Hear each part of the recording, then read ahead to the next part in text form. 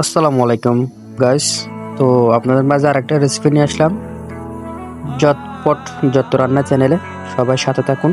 তো আজকে আপনাদের মাঝে রেসিপি শেয়ার করব, সেটা হলো মুরগির মাংস রেসিপি। তো আমার সাথে থাকুন এবং দেখতে থাকুন কিভাবে কিভাবে রান্না করি।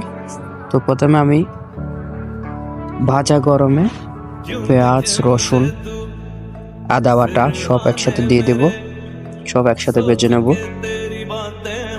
তো আমার ভাজা শেষ, এখন এগুলো আমি হালকা টমেটো দিয়ে আর একটু ভালো করে ভেজে নেব। হালকা একটা দুইটা তেজপাতা, দুইটা জিরা,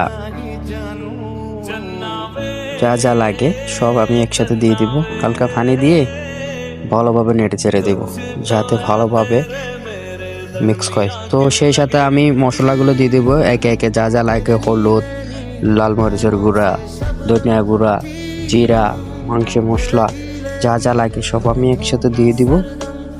তো আমার মশলা দিয়ে শেষ, তো ভালোভাবে নেড়ে চেড়ে দিতে হবে।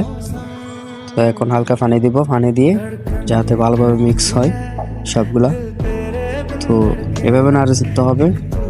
তো আমার মাংসগুলো চলে আসছে, আমি মাংসগুলো এখন দিয়ে দিব। মাংসগুলো দিয়ে দিলাম, ভালোভাবে নেড়ে চেড়ে দিতে হবে যাতে মশলা আর মাংসগুলো একসাথে মিক্স হয়। হালকা পানি দিতে হবে যাতে ভালোভাবে সিদ্ধ হয় মাংসগুলো। যদি পানি না দিই মাংসগুলো সিদ্ধ হতে একটু লেট করবে।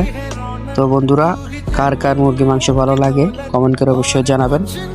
তো আর আপনারা সবাই আমাকে সাপোর্ট করবেন। আমি একজন নতুন ইউটিউবার, আপনাদের মাঝে আসছি।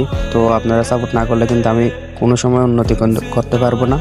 তো আপনাদের শুভকামনা আমি চাই। তো আমি আলুগুলো তেলে ভেজে নিব, শুকনো শুকনো ভেজে নিতে হবে।